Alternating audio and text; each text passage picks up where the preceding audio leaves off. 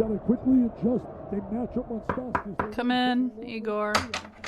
It's Gregor, Dr. Wolfenstein. Oh my God, what have you done to yourself? Well, I want to watch all the March Madness basketball games, Tigor, so I've used my latest invention, the teleporter reintegrator something, to infuse my own DNA with the genetic code of a sloth. Doctor, this is madness. Hey, never call me mad. Usually I would hit you for that, but it's way too much work. Would you please go ahead and hit yourself, Smogor? Ow! Even as a sloth, your will is too strong for me to resist. No one can make me do anything now except watch basketball on television and eat snacks. Speaking of that, could you move one of the other branches closer to me? I've eaten all the leaves off this one. Is that all you eat? Yeah, leaves and more leaves. I have a special slow-acting stomach and a low this is just too exhausting to explain. Hey, I also need you to turn the TV upside down. I should have thought of that. You're just gonna hang like that for weeks? Yeah. And with these claws, I can't really fill out my brackets. So go ahead and pick up that sheet right there and read each one, and I'm gonna tell you what to write in there. Okay, Virginia versus Coastal Carolina. Dr. Wolfenstein? Dr. Wolfenstein? I'll just write in Virginia. Meanwhile, get ready for our annual Bill Curry and Julia Pastel Hour of Bracket Love. And now, he just found out Gonzaga was not a kind of cheese. Colin McEnroe. Yeah, I thought that was the crumbled Gonzaga. They put it in your salad or something like that. All right. Yeah. It's time, Wolfie, I need the fanfare.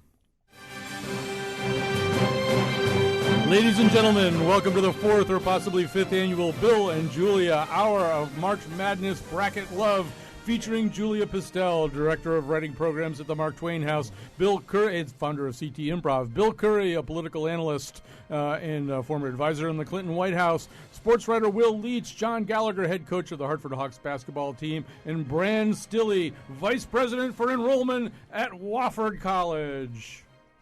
It's pretty exciting when I say it that way. Woo! So that's who's on the show today. And it is, if you're just totally in the dark about this, and there are people walking around you talking about brackets and things like that, and you just feel like you'd like to have some kind of a clue, this is the show for you. And what we're going to do here is just help you fill out your brackets. You're going to hear our two basketball analysts who've been with us from the very beginning. Julia Pastel, who's from CT Improv at the Mark Twain House, and who at the beginning of things, I don't think you really knew anything about basketball. Like your first year, you knew nothing. Thanks really. a lot, Colin. And how much do you feel you've learned from us? That was what I was going to ask. None. Try to Nothing. quantify. Yeah, that's what I was thinking. You big goose egg? Yeah. But she's done a really good This is job like about the- preserving that kind of innocence that she has. Yeah. It's always because I fill out my bracket instead of listening to you, Bill, when you're delivering your real knowledge. Yeah, whether at a cocktail party or here in the studio. yeah. If I start talking, you start filling out a bracket You of got some it. kind. So Julia and Bill, they've been working together on this show, on our annual show, ever since we began doing it. We don't really keep records, so we have no idea which year we started doing it. Do you feel like it's been 4 years, 5 years? We've been on the air 5 years. Then it feels like probably 8. All right. Yeah. The big question 8 is, to when we 10. did the year with the bird brackets, I think we did that instead of... Oh, that's right. Yeah, we did a whole field of 64, and it was birds, and we had people from the Audubon Yeah. Society. I think that might have been a mistake that year. We shouldn't have done that. Yeah. Yeah. In Do you which think that- case, this is I'm our sorry, fifth 3 time. years to 3 years to reflect, and you're at it might have been a mistake. Wow, we're still okay. Well, Fine. I just believe in preserving this tradition. I'd actually forgotten that we did that. We did a whole bracket that was not basketball teams. It was only birds. Let me just say that I still live with a great emotional hole in my psyche from the year in which Julia had a better bracket than me. based on which school's mascots could beat up the other school's mascots. Well, yeah, That was Julia, that was a searing experience. Julia, take us through the methodology you've used so far. Like you just tried several different ways to fill out these brackets. Sure. Right? So the first year, you asked me because you guys determined I was the person who would know the least about basketball, which was kind. So I just came in with just blind, didn't prepare at all. Second year, but I don't like to, be dumb or play dumb. So I like to just infuse other kind of knowledge. So the second year, I anagrammed all the team names, and that was really fun. That was great. Yeah. Then we did bird bracket. That was a little off topic. Then we did mascots last year, and then this year, here's my big reveal. Well, I thought there was one year where you did your first impression of the place. that was the first year. That was the first year? Yeah. Okay. Yeah, she Just wanted like to skip over that. Whatever Yeah. you thought, Yeah. the first thing that came into your head when you heard about the place that the college and the team were from, right? Exactly. Okay. So this year, I'm very excited. This is by far the most logical of my choices. I have chosen foods that the place is known for on the logic that this is probably what the players' bodies are partially made of. All right. So give us an example. It's not bad, Okay, actually. sure. So let's see. Okay, in our west quarter, I don't Yeah. even know what to call these, division, we've What did you got call them the first time? The quarter? quarter. the I'm west just looking at corridor. the quarter of the Yeah, page. it's the west quarter of the page. All So right, I've for got it. Arizona, I looked up historical foods, foods from state fairs, and then just whatever. Well, you did a lot of research The on internet this. Yeah. is my source. Yeah. All right. So Googling as fast as I could, we have Arizona, which is known for its deep fried scorpion at the state fair, and then we have Weber State, which Grills. They're known for grills, right? I don't know. I got No. Jello. I got Okay. Jello here. Okay, just let her finish. She So- said Weber. I thought grill. Yeah. In the scorpion Weber- versus I Jello I think it's matchup. actually called, it's It's called Weber Weber State, State. See, actually, see but how yeah. little I know. Okay. No, that- well, It- nobody it's knows Weber that. still. Even the, Yeah. if even the it's people not who go about there grills. don't know how to pronounce it. They say Yeah. Weber too. So So yeah, they eat the most Jello per capita. in Weber At State, that school. That's in that area. Yeah, in the that area. area. Jello so, shots? Yeah. Just Jello. I mean, it You didn't don't know. say. Didn't say. It didn't Okay, say, yeah. Bill. I So- have to research so a it's lot the of thing schools about the here. internet. Scorp- it leaves Scorpion you- versus Jello. You picked I'm going Scorpion. It's got Scorpion. more Yeah, protein obviously. and it's strong. Scorpion Yeah. could definitely beat Jello. Yeah, so that's just an example That's of the kind excellent. of And there they are. It's a research 1 I've in been doing. 16 slots. Yeah. So far, she's Right. tracking the selection committee. Okay, no brainer. You'd put that down as a 98% outcome Right. because that's how Nate Silver had it. And it's Yeah. yeah, Oh, my Scorpion over God. Jello. Yes, so go ahead. I should say, by the way, if you're filling out a bracket, if you have questions, why you would come to us with a question, I don't know. If you have comments, 86. Well, actually, we will have real. We'll have John Gallagher at a certain point, who joined us last year. He's the head coach of the Hartford Hawks basketball team at the University of Hartford. He does know a lot about the draw. So, I mean, when he's here, and Bill possibly Bill I thinks might- he knows a lot about the draw. Yeah, that's right. I might actually say something. Isn't that what you're thinking? Yeah. 860-275-7266. Call up whatever's in your heart right now. 860-275-7266. So that's Julia's approach. And I want to hear as we go along some other examples of this, particularly as particular matchups come up. So what process are you using? Well, I'm using a process that's a little more reflective of how I think most basketball fans approach this. And while coming up with this, it occurred to me how much two of my great passions, politics and basketball, how they've been converging. Mm-hmm. And I'll probably have more to say about that if you give me the chance over the course of the hour. You might be well advised not to, but one of the things is just grudges. Yeah. You know, like our politics, our basketball fandom is just laced with grudges, and so I want UConn to beat St. Joe's. UConn was somewhat dissed by being ranked 7th. They're in with a very competitive first game. Then they face Villanova, which is still in the Big East, and I have a lot of issues with the Big East now that we're gone. So I'm picking UConn. And it's kind of just sort of goes through that. Kentucky has had an up and down season. Calipari never got along with Calhoun. I'm against them, and I find that, and this is probably a point that I should reflect on myself in some quieter moment, but Right. I can get through about half the bracket this way. I can get through about Just on pure 16, 20 games. Just on pure bile just and anger. Just on who who you hate, basically. yeah, who did wrong to some team that I like.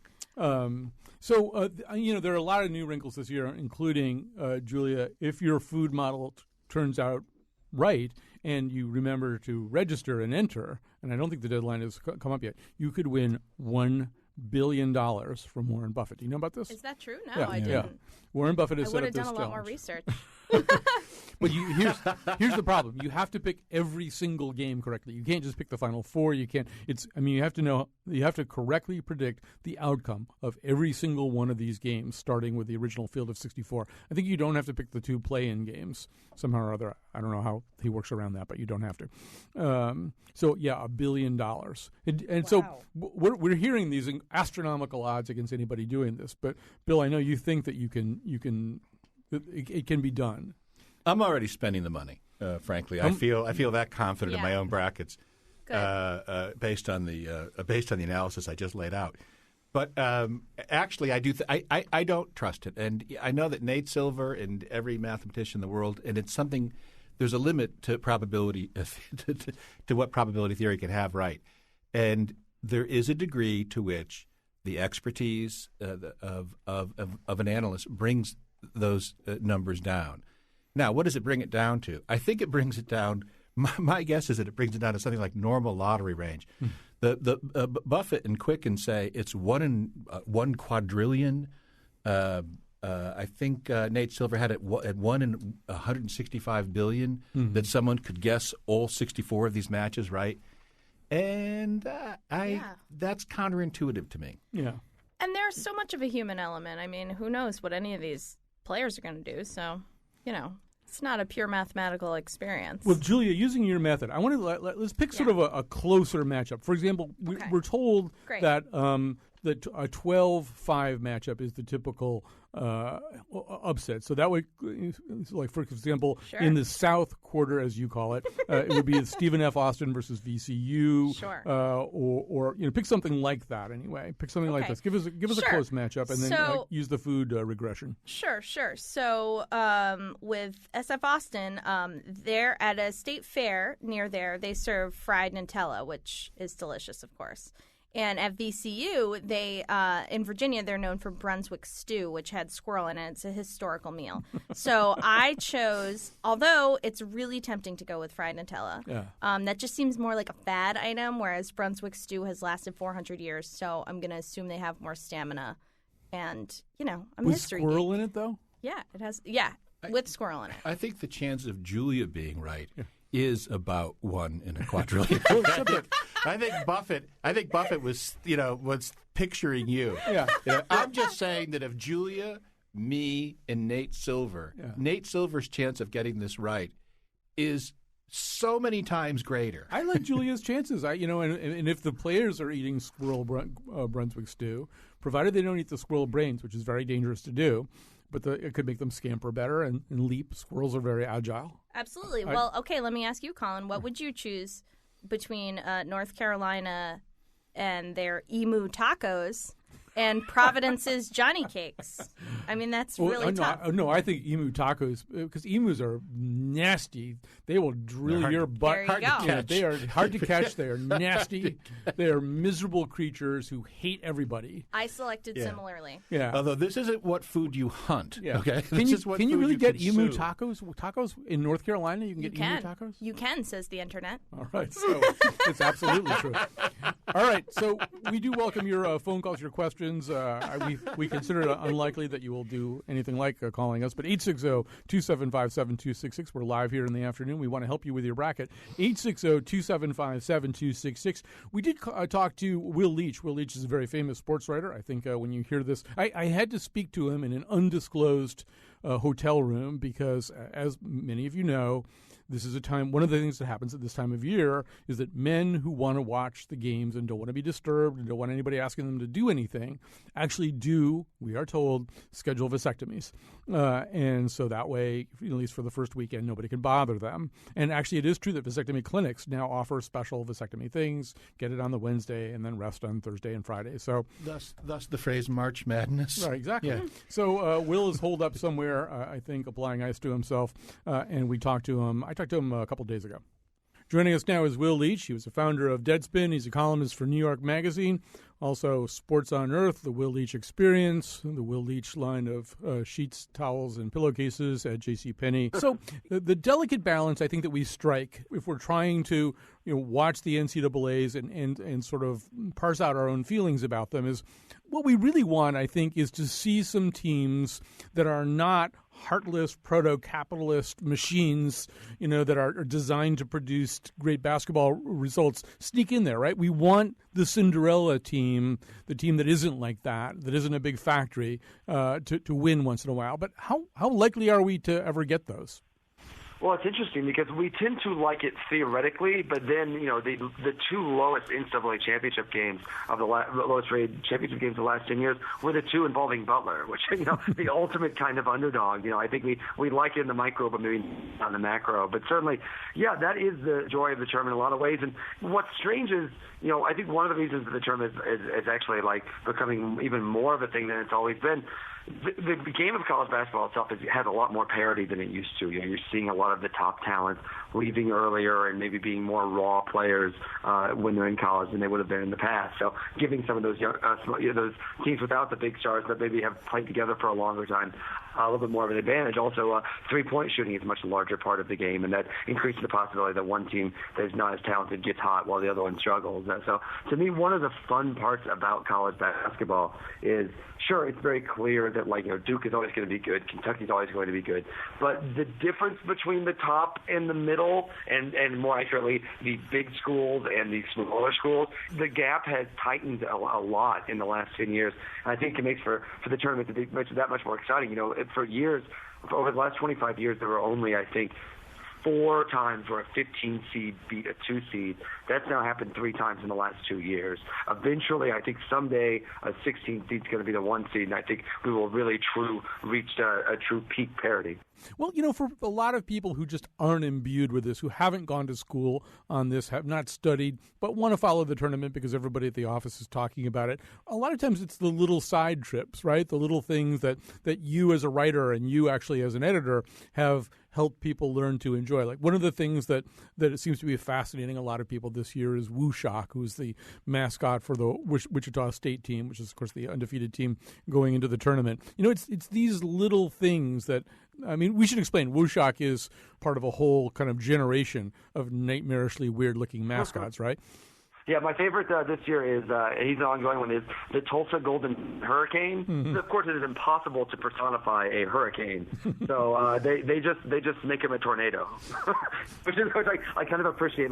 General wind patterns, those will just link together, I suppose, as much as we can. But yeah, it is fun. It's a shame Western Kentucky did not make the tournament this year, but they famously have this large red blob. They've made the tournament the last 2 years, and it's kind of this amorphous, strange nightmare mascot. And yeah, it is fun. I think that it's kind of great because one of the things that I love about the tournament, I think people that really get into it love about it, is it's not, our pro sports are dominated by New York and Boston and Los Angeles and Chicago and all these larger cities, and our college sports, even in that, are often dominated by the blue bloods. But one of the great things about the tournament is, for one, I always think of a few years ago, a little school in a town whose name I can't pronounce, something like Nagashawat, Louisiana, from Northwestern State. They beat Iowa on a last-second three-point shot, a 14 seed beating a 3. And for that 5-minute stretch, maybe even longer, but they're on the highlight shows the rest of the day, this tiny town, which has roughly 6,000 people, not counting the campus, this tiny town became the center of the sports world. That was the number one play on SportsCenter and Fox Sports Live. And that was all everyone wanted to talk about. I love that about college basketball tournament. Lehigh, when they beat Duke a couple of years ago. Florida Gulf Coast being the great example from last year. Dunk City. The idea that, these schools are, a lot of these are commuter schools. A lot of these are, you're surprised they even have a team. But when they get in the tournament, they get a chance to, even if not necessarily win, play on the stage with these teams. And particularly in amateur basketball, amateur meaning, of course, what it will. There's a romantic notion of that. I think Hoosiers probably personified that best. But people love that idea of smaller schools having a chance to get the big guys, and nothing lets that happen more than college basketball. Yeah, it gives me great pleasure just to discover. First of all, one thing that I'm reminded of every year is there are probably more colleges with the word Carolina somewhere in their name than any other sort of single common denominator in universities. But even this year, there's a college called Mercer, which I knew the songwriter writer, but who knew that there was even a place called Mercer? Apparently, it's in Macon, Georgia, and yeah, for them, and it's one of the reasons that the Wofford Terriers have become kind of our sister college on this program. Is they played UConn in the first round years ago, so we kind of got to know Wofford, and now this is their third time back to the big dance. And you do realize that this can really mean a lot to these colleges. I mean, in terms of exposure, this is maybe the 1 week of the year where one series of weeks of the year where people are really focused on the American university climate. It's a chance for a college to actually introduce itself to the world. Yeah, certainly, one great example of this is Gonzaga. This is a very small school in Spokane who have seen not only enrollment and admissions, but applications. Like their standards for admission have literally gone up since the basketball team has become such a national profile. Now, to be fair, that's Gonzaga doing that over a period of 10 years, and so they still had John Stockton play there. They didn't come completely out of nowhere, but there is palpable advantages to this in a lot of ways. And to me, I love learning about all some of the smaller schools. I have a friend of mine that has a firm rule in the tournament never to pick a team with the name state in it that's not actually a state. Weber State being the best example of that this year. I've yet to find the state of Weber, but I'm sure when I do, I will discover the source of their basketball prowess. It's time for March. Madness. It's time for March. Madness. It's time for March. All right, we're back with our annual Bill and Julia Hour of March Madness Bracket Love. This is when we help you pick your brackets. We discuss the thing that is called March Madness. Before we bring John Gallagher on board, our actual authentic basketball expert. He's the head coach of the Hartford Hawks basketball team at the University of Hartford. He's out on a recruiting trip right now, so he'll be joining us by cell phone. But before we do this, once again, we want to kind of come back to the two models that are being used here in studio to fill out brackets. Julia has gone with foods. The food that is the interesting food that's indigenous to the area where the college is from. She pits food against food. Her theory is that some part of the players' bodies are probably made up of that food if they're eating indigenously. So I'm going to go to the Eastern quarter, as we're now calling it, and so we've got a game against Michigan State. The Spartans, they have a big movie out right now, right? 300 is back, versus Delaware, the Blue Hens. So, Julia, analyze this one, and then we'll throw it over to Bill Curry. All right, great. Well, I want to say again, there were a lot of choices for every state for foods, but I went with, for Michigan, mint. They make a lot of mint. They export a lot of mint. But they don't make a lot of mint. What? They grow a lot of mint? Yeah. Sorry. Well, the ground makes it, Colin. Right. Wow, really splitting hairs now. And for Delaware, I went with peaches. Now, mint versus peaches. Mint versus peaches. Now, this is a tough one. Two really simple foods, but peaches go bad really fast, and mint is, it's a really strong flavor. It's not going to rot on you really quick. So I'm going with Michigan on this one. Okay, so Michigan State over Delaware. I just want to say, first of all, I wish this was the year in which I finished filling out my bracket, because I have you. Okay, I can tell right now. This goes over. Well, we haven't actually revealed how her Final Four stacks up. Yeah. We will do that towards the end of the show. So Bill Curry is filling out his bracket as much as possible based on grudges, animosity, bile, and peevishness. Right, and this would be one of my weaker ones in most people's views, but I go with Delaware here because UConn has been to the Final Four 4 times. We were 6-0 and winning 3 national championships, and the one loss was to Michigan. And again, it's not that there was anything wrong with Tom Izzo or the team or how they played or sportsmanship. It had nothing to do with that. They won. Mm-hmm. They won, and that's a legitimate thing to hold against them for as long as you live. All right. Absolutely. And so Delaware, can anybody name anything that Delaware's done to hurt any of us except for incorporating all those corporations that no one can find? But apart from that one big exception, it's a lovely state. And if you've ever been there at Azalea Time. They never hurt lovely. Me at Azalea Time in Delaware. You probably have been. I have been actually there during Azalea Time. It's a wonderful time. Joining us now, John Gallagher. He's made the mistake of coming back after last year, and he's the head coach of the Hartford Hawks basketball team at the University of Hartford. He's on a recruiting trip right now, joining us by a cell phone. John Gallagher, where are you right now? Well, you're not even there, so so that was an especially good question to ask him. Let me see if we've got John. John Gallagher, are you there? Maybe he did decide it was a mistake. I'm going to pop him on hold right now, and we'll see what's going on with that. By the way, meanwhile, we are getting some people also rashly and foolishly calling in. Here's Stephen in South Glastonbury. Hi, Stephen. Hi. What's on your mind? Okay, just wanted to say that back in the 70s, I attended Gonzaga University, and it's in Spokane, not Spokane, Washington. And by the way, Oregon is said Oregon, not Oregon. I'm originally from Connecticut, but when you got out there, you were re-educated. I also attended UConn for 2 days. But that actually is sort of an interesting thing. Oregon is very finicky about pronunciation there. So say the correct, because I always do it wrong. People always phone it in. Did living out in Oregon make you sensitive? No, you said it wrong. You said it wrong. Well, that was Yeah, well, you ask any Oregonians how nice the state was, they would always say it's awful. Don't come here because they don't want. They don't want you to know. Yeah. Yeah, it's pronounced Oregon, not like argon gas, but Oregon. Well, then it's spelled wrong. Yeah. Well, that's the way they say it. That doesn't make it right. Yeah.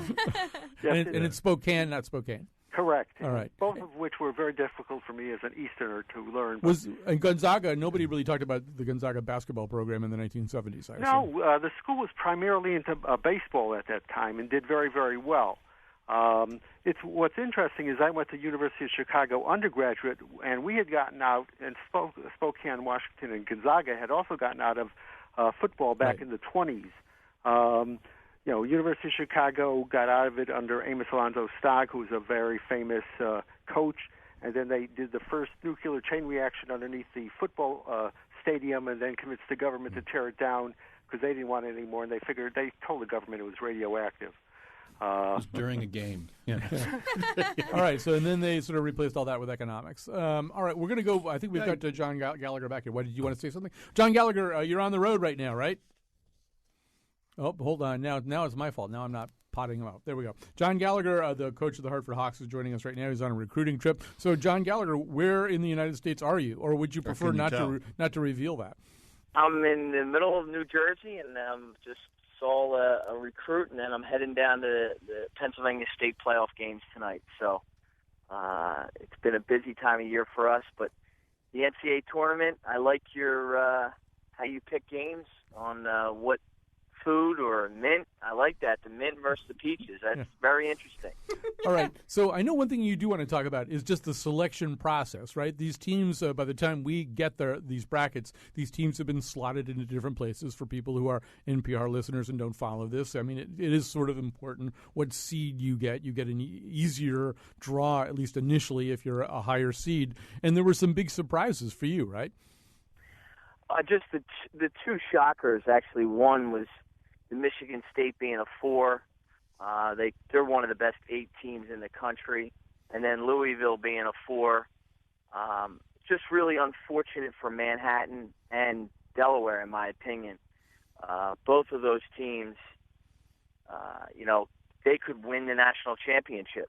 And the NCAA, obviously, they looked at Louisville's body of work, and they, you could tell me the body of work all you want. At the end of the day, Louisville is one of the best 8 teams in the country. So I think it's really unfortunate for all the Delaware fans out there. The head coach of Delaware is a good guy, Monte Ross.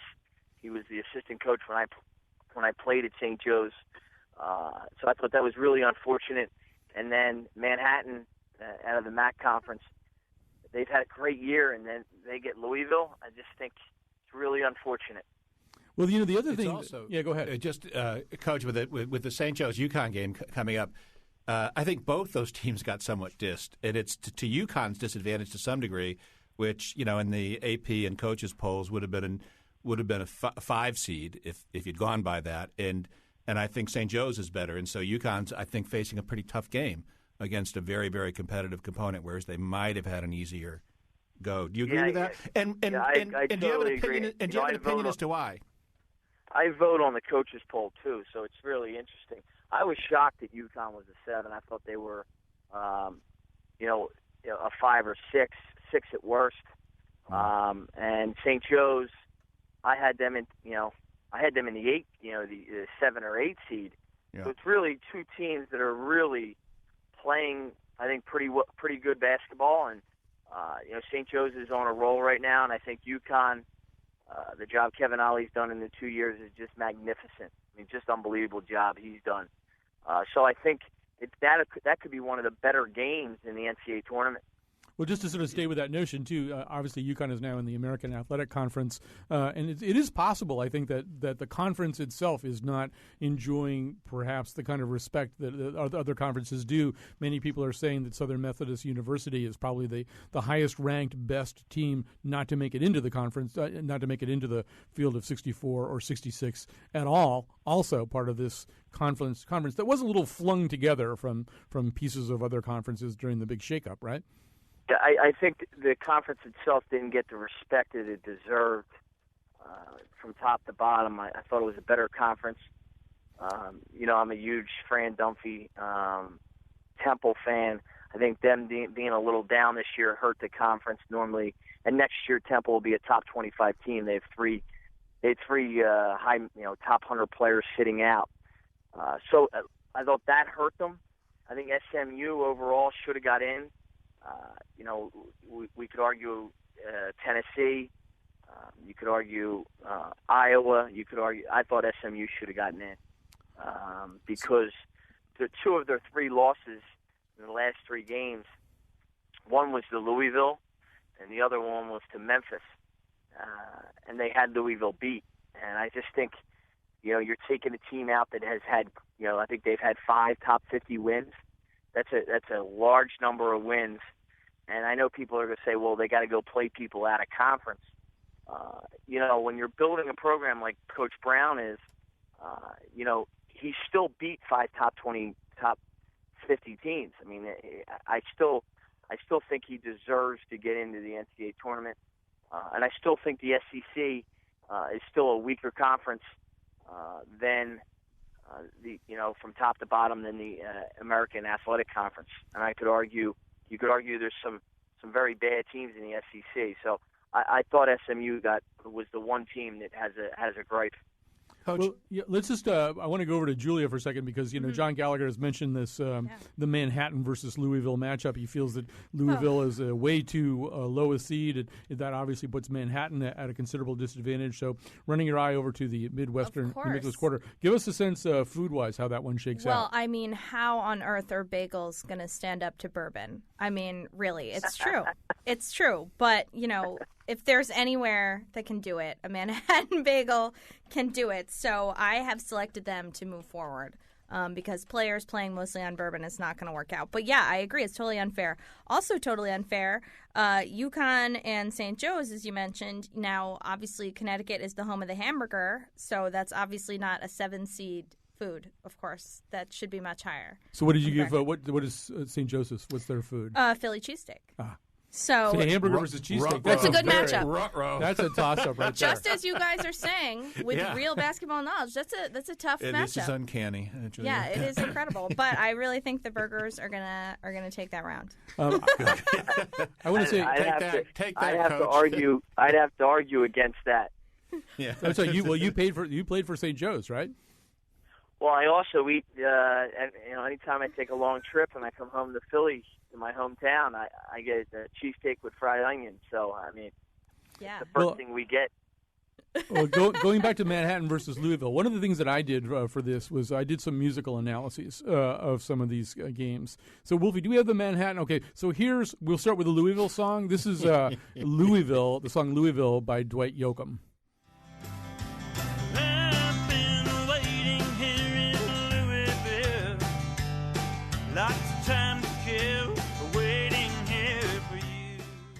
All right, I even like country music, and that's a terrible song. All right, here's the song, Manhattan. We'll have Manhattan, the Bronx, and Staten Island, too. It's lovely going through the zoo. Is the question which one of these songs would win a basketball game? Yeah, exactly. Which song? Well, if she can use food, I can use music. I feel like Manhattan wins that game. Yeah, it's going to be a huge upset. It's going to mess up John Gallagher's bracket. But do you actually fill out brackets? Do you actually bother to do that, John Gallagher? I don't. I'm actually, due to NCAA rules, we're not allowed to fill out a bracket. Now, I can tell you who I think is going to win, but I can't fill out a bracket. It's against NCAA rules. Okay, tell us who you think is going to win. You want to explain to these two who's going to win that game, Coach? No, I want to know. Here's the deal. Thank God music and food don't determine basketball games, because at the end of the day, and I like Manhattan. It's a good Catholic college. They got no shot in that game. I hate to say it. Oh, it's too bad. Bourbon wins again. And so, John Gallagher, who do you think is going to go all the way here? Since you are allowed to tell us who you think is going all the way. Yeah, I think my Final Four: Louisville, Michigan State, on the Florida, and the other bracket. Hold on, let me just see here. Who's the 2 seed in the other bracket? Anybody have a bracket in front of them? Wisconsin is probably the 2 seed in the bracket. Wisconsin. Yeah. Yep. So that's your bracket. That's your Final Four. My bracket, and then I actually have Louisville winning it all again. All right. So you have Wisconsin beating Arizona with if the 2 favorites came to that. Correct. Wow. Yep. This is not what my bracket looks like. What is your Final Four now, Julia? Okay. Using the food analysis. Well, I mean, I'm very loyal. So UConn Burgers went very far into the Final Four. And then I actually chose, became an interesting Final Four for me, because for UCLA, I had In-N-Out Burgers. Mm-hmm. So it was burger on burger. Burger, yeah. Yeah. So for that, I just had to go with UConn, because one is an ingredient in another one. And then on the other side, much more interesting / possibly normal, I had Oregon going really far with coffee and voodoo donuts, which are delicious. And finally, and this is who I think is going to take it all, we've got Duke with hot sauce. Hot sauce is the ultimate food, and Duke is obviously a great team. And you can use hot sauce to subdue other foods, too. I think it's an offensive weapon. Hot sauce on any of these foods would ruin or enhance them. You know, hot sauce is a life changer. It's a meal changer. All right, so we've got some calls coming in. We also have to have a quick conversation with Wofford College, which we do every single year. John Gallagher's with us. We're going to grab a quick break. In this song, we have more musical analysis. You can just pick almost anything from this song.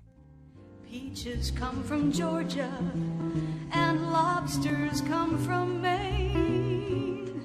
The wheat fields are the sweet fields of Nebraska, and Kansas gets bonanzas from the grain. Old whiskey comes from old Kentucky. Ain't the country lucky? New Jersey gives us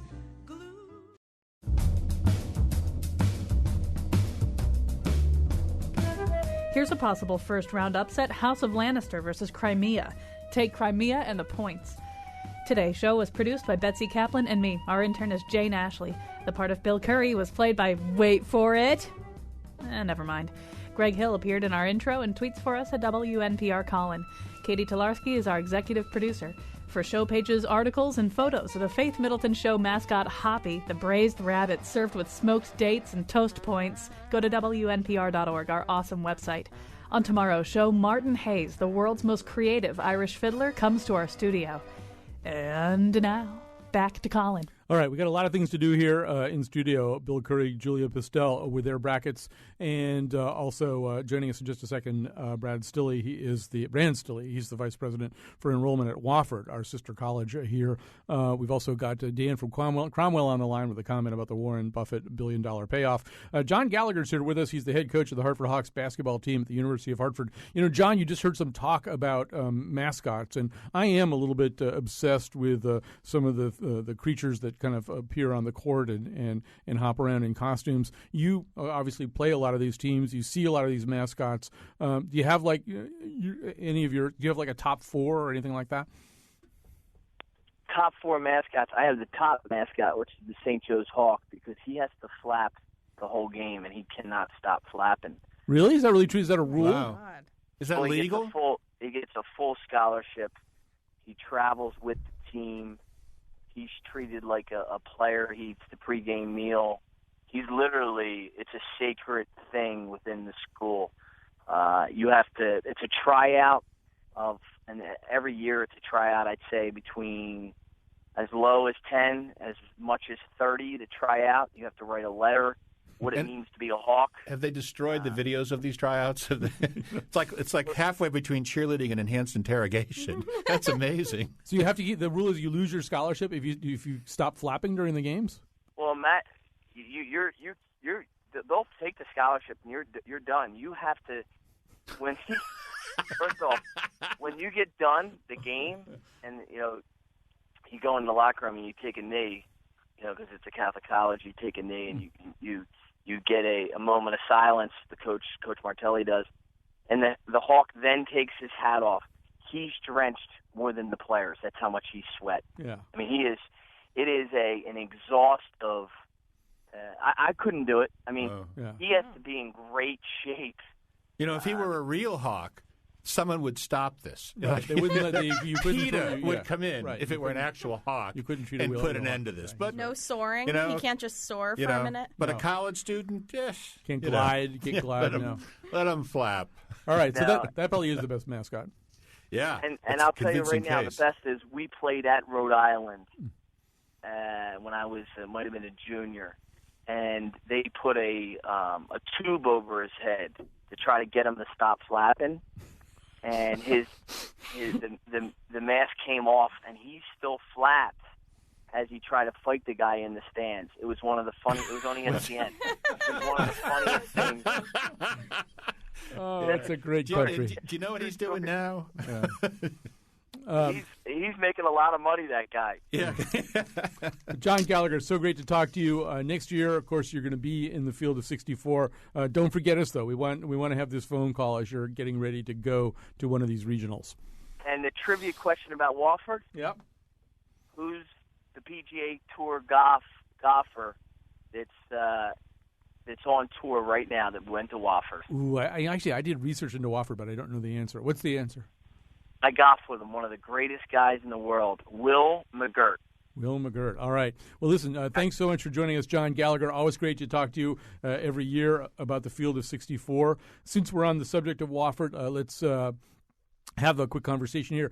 Years and years ago, I think it all began, maybe the first year we did this, Wofford College was invited to the big dance for the first time to play UConn. And since then, they've done pretty well. This is their third time, I think, in 5 years. So Brand Stilley is joining us. He's the vice president for enrollment at Wofford College. President Dunlap used to join us, but he's not the president anymore. They've got a new president there. So first of all, I assume, Brand Stilley, welcome to the show, and I assume there's Terrier Mania on your campus there in South Carolina. Yeah, thanks a bunch, Colin. There's certainly Terrier Mania here on campus this week. It's great to be back in the tournament again. And so we should say you've had a really good year from that. I mean, he just mentioned a golfer. I didn't know about the golfer, but didn't you also have a Jeopardy? Wasn't Ben Ingram a Jeopardy champion? Wasn't he also from Wofford? He was one of our recent graduates. He was a top 10 money winner on Jeopardy this past summer. Wow. So it's been, what's going on at Wofford? Why are you having all this success right now? That's a good question. I think there are a lot of great things going on here at Wofford. We just had a visit from Buzz Aldrin on campus long ago. We've got a lot of things going on. We have a psychology professor who's retired, who's working with a dog. 60 Minutes was here on campus recently, and this psychology professor has taught his dog more words than any other dog. It'll be in a 60-minute spot. That is really sometime impressive. Later this spring. I love that. That's terrific. I'm going to just go over to Julia. If you look down at the bottom of the Midwest regionals there, Julia, you see Wofford lining up against Michigan. Julia's done a sort of indigenous food analysis for all the games. What are you seeing there down there at the bottom of that bracket? Okay, Wofford has something called Frogmore Stew, which is like sausage and corn. And that's going up against Michigan's huge industrial complex of potato chips. So that was a really tough matchup for me, but I got to say I gave it to Michigan. And I feel bad about that because I don't think they have a talking dog. Frogmore Stew has shrimp, too. Oh, shrimp in it, too. Does it? Oh, that changes everything, right? Changes everything. Changes everything, yeah. Changes everything. I think the pick goes the other way. What were you going to say, Bill Curry? Well, but just that Wofford, because they've never done anything to hurt anyone. Yeah. Okay. They're so and nice. And again, over Michigan, which has copped a tremendous attitude, and with which we compete as a public university. So that was a no-brainer, really. All right. Well, so Brandon Stilly, thank you so much for joining us. Wofford is sort of a little sweetheart school for us on this show. We love them very much, and we do wish them well. I just want to, nobody really ever asks me, Bill and Julia don't say, well, before we go to Dan and Cromwell, and Dan, I will go to you. Bill and Julia don't say to me, well, what do you think? What are some of your ideas about things? We know you're going to tell us anyway. Why do you think that is? So I was looking at another game in the first round, and that's Duke versus Mercer. Mm-hmm. So I did a musical analysis of this, too. So this would be Duke Ellington versus Johnny Mercer. Well, no, if we did that would be a problem because they wrote Satin Doll together. But then you've got Vernon Duke, who wrote Taking a Chance on Love, which is what a lot of people do when they're filling out the brackets, versus Johnny Mercer. You got Gene Chandler. Johnny Mercer wrote Something's Gotta Give, which is basically the principle that obtains here with the brackets. But I also realized they have 2 autumn songs. So I guess we're going to hear Autumn Leaves first. This is Autumn Leaves. Johnny Mercer, of course, wrote the lyrics to Autumn Leaves. Here's a little of that. The falling leaves drift by my window. The autumn leaves of red and gold. All right. That's, by the way, Doris Day singing that. Lovely job. And so Johnny Mercer, that was Johnny Mercer. Vernon Duke wrote Autumn in New York. So let's hear a little bit of Frank singing that. Autumn in New York, why does it seem so inviting? Frank at his peak. Yeah. So I don't know. Speaking of autumn. I would be a big upset, but I think Johnny Mercer is a better songwriter than I love Vernon Duke. I mean, I love a lot of songs that he wrote, but I think you have to give this to Johnny Mercer. So my musical analysis says to go that way. Okay, that was my one contribution besides the other musical analysis. Here's Dan from Cromwell. Hi, Dan. Hi, Colin. So what have you got for us? So I was looking at the $1 billion bracket today, which is, you pick a perfect bracket and Warren Buffett $1 billion, and I was reading through Nate Silver's blog trying to give my best statistical attempt at winning $1 billion, which of course isn't going to happen. And I started crunching numbers, and it turns out that the odds of picking just a perfect first round is 1 in 4.3 billion. Oh my and the God. odds of picking the whole thing correctly works out to be 1 in 36 quadrillion. I got this in the bag. Yeah, but so that's why, in fact, you should use Julia's method. Because your chances, are not substantially different anyway than if you tried to be smart about it. I mean, you have basically the same chance. Her and Nate Silver are both going to pick completely wrong brackets. Right. Yeah, exactly. Yes. Which makes me Nate Silver's equal. Right, Thank exactly. you. That's really amazing. You're every bit as good as Nate Silver, at least at the Warren Buffett version of this. Now, see, the Tucker Ives had this theory that, if let's say if you pick them all correctly through the first 3 or 4 rounds, like getting into the final 8 or the elite 8 or the final 4, maybe Warren Buffett would try to buy you out for $10 million. And I kind of like that idea because I would take the $10 million. What do you think you'd offer me right now? Just to go away or what? Yeah. Buffett's $10 million for getting to the Elite 8. I mean, could you pick up I'll give you $10 $50,000 or no? Yeah. Okay. So you have not revealed your Final Four. What is your Final Four? I want Florida because we beat them, and I want UConn. When you say we, you mean UConn? Because UConn beat them at the beginning of the year. Yes, right. We would be my team. You UConn. had no part in it. Yeah, and then UConn itself, because you'd have the tremendous satisfaction of knocking off both Villanova and North Carolina, and then Wichita State because I like them, and then either Arizona or Creighton for real, actually, in coming out of that where the coach had Wisconsin, probably Arizona. People should watch Creighton. Catch a game. This Doug McDermott will be the 4th highest scorer in the history of basketball. He'll be one of these guys like Jimmer Fredette and Adam Morrison who will never play probably at that level in college, but you'll see a great college player play one of his last couple of games probably in this next week. So watch UConn and root and see them shake up the world, and then and then catch this McDermott. He's actually pretty amazing to see. All right, for more information about everything you've heard here, somehow or other we have to get Julia's food analysis and get it up on the web somehow, because I think it's a keeper. All right, so go to WNPR.org later today. We'll do our best. We'll do our best to help you out there. We'll be back tomorrow with Irish music. Steve Dietrich from Celtic Airs at University of Hartford, and Martin Hayes, the most amazing Irish fiddler you will ever hear anywhere, will be in studio with us.